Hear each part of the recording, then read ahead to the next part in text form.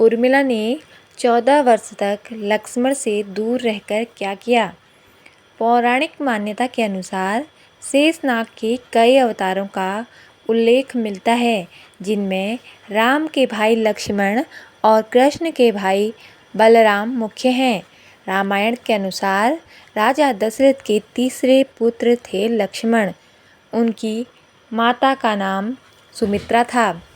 लक्ष्मण के लिए राम ही माता पिता, गुरु, भाई सब कुछ थे और उनकी आज्ञा का पालन ही उनका मुख्य धर्म था। वे उनके साथ सदा छाया की तरह रहते थे। भगवान श्री राम के प्रति किसी के भी अपमान सूचक शब्द को ये कभी बर्दाश्त नहीं कर सकते थे। वास्तव में लक्ष्मण का वनवास राम के वनवास से भी अधिक महान है। 14 वर्ष पत्नी से दूर रहकर उन्होंने केवल राम की सेवा को ही अपने जीवन का ध्येय बनाया। वाल्मीकि रामायण के अनुसार उर्मिला जनक नंदिनी सीता की छोटी बहन थी और सीता के विवाह के समय ही दशरथ और सुमित्रा के पुत्र लक्ष्मण को ब्याही गई थी। जब राम और सीता के साथ लक्ष्मण भी वनवास को जाने लगे, तब पत्नी उर्मिला ने भी उनके साथ जाने की जिद की, परंतु लक्ष्मण ने उन्हें यह कहकर मना कर दिया कि अयोध्या के राज्य को और माताओं को उनकी आवश्यकता है। उर्मिला के लिए यह बहुत कठिन समय था। ऐसे में जबकि वह नववधू थी और उसके दाम्पत्य जीवन की तो अभी शुरुआत ही हुई थी। लक्ष्मण के वनवास जाने के बाद उर्मिला के पिता अयोध्या आए और उर्मिला को मायके चलने का अनुरोध करने लगे, ताकि माँ और सखियों के सान्निध्य में रहकर उर्मिला का पति वियोग का दुख कुछ कम हो सके। परंतु उर्मिला ने अपने मायके मिथिला जाने से इनकार करते हुए कहा कि पति की आज्ञा अनुसार पति के परिजनों के साथ रहना और दुख में उनका साथ न छोड़ना ही अब उसका धर्म है। यह उर्मिला का अखंड पतिव्रत धर्म था। जब लक्ष्मण जा रहे थे, तब इस सबसे विकट लक्षणों में भी उर्मिला आंसू न बहा सकी, क्योंकि उनके पति लक्ष्मण ने उनसे एक और वचन लिया था कि वह कभी आंसू न बहाएगी, क्योंकि अगर वह अपने दुख में डूबी रहेगी तो परिजनों का ख्याल नहीं रख पाएगी।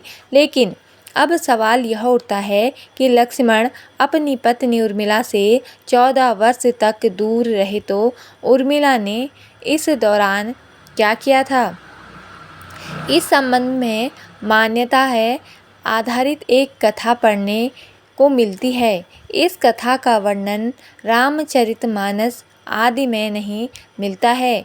कथा यह है कि रावण के पुत्र मेघनाथ को यह वरदान था कि जो व्यक्ति 14 वर्षों तक सोया न हो, वही उसे हरा सकता है। हालांकि लक्ष्मण अपने भाई श्री राम और भाभी सीता की सुरक्षा और सेवा में इतने लगे रहे कि वे 14 वर्ष तक सो ही नहीं पाए। कथा के अनुसार उनके बदले उर्मिला 14 वर्ष तक सोती रही।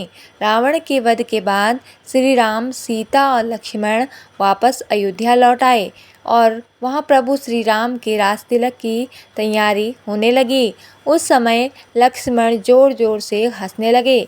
जब लक्ष्मण से इस हंसी का कारण पूछा, तो उन्होंने जो कहा कि सारी उम्र उन्होंने इसी घड़ी का इंतजार किया था कि मैं अब श्री राम का राज तिलक होते हुए देखूंगा, लेकिन अब उन्हें निद्रा देवी को दिया गया वचन पूरा करना होगा, जो उन्होंने वनवास जाने के पहले दिया था।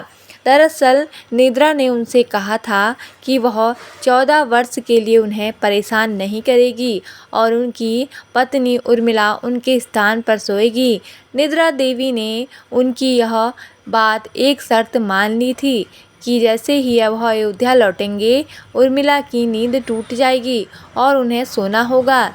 लक्ष्मण इस बात पर हंस रहे थे कि अब उन्हें सोना होगा और वह राम का राज तिलक नहीं देख पाएंगे। उनके स्थान पर उर्मिला ने यह रस्म देखी थी। लक्ष्मण के उर्मिला से अंगद और चंद्रकेतु नाम के 2 पुत्र तथा सोमदा नाम की एक पुत्री उत्पन्न हुई। अंगद ने अंगदियापुरी तथा चंद्रकेतु ने चंद्रकांतापुरी की स्थापना की थी। उर्मिला के पतिव्रत का बल। एक अन्य कथानुसार लक्ष्मण की विजय का मुख्य कारण उर्मिला का पतिव्रत था। मेघनाद के वध के बाद उनका शव श्री राम जी के युद्ध शिविर में रखा हुआ था। उस शव को मेघनाद की पत्नी सुलोचना लेने आई। पति का छिन्न शरीर देखते ही सुलोचना का हृदय अधिक द्रवित हो उठा। वह रोने लगी। रोते रोते उसने पास खड़े लक्ष्मण की ओर देखा और कहा, सुमित्रानंदन, तुम भूलकर भी गर्व मत करना कि मेघनाद का वध मैंने किया है। मेघनाद को धराशायी करने की शक्ति विश्व में किसी के पास नहीं थी। यह तो 2 पतिव्रता नारियों का भाग्य है। अब आप सोच में पड़ गए होंगे कि निद्रा देवी के प्रभाव में आकर अगर उर्मिला 14 साल तक सोती रही तो सास और अन्य परिजनों की सेवा करने का लक्ष्मण को किया वादा उन्होंने कैसे पूरा किया। तो उत्तर यह है कि सीता माता ने अपना एक वरदान उर्मिला को दे दिया था। उस वरदान के अनुसार उर्मिला एक साथ 3 कार्य कर सकती थी।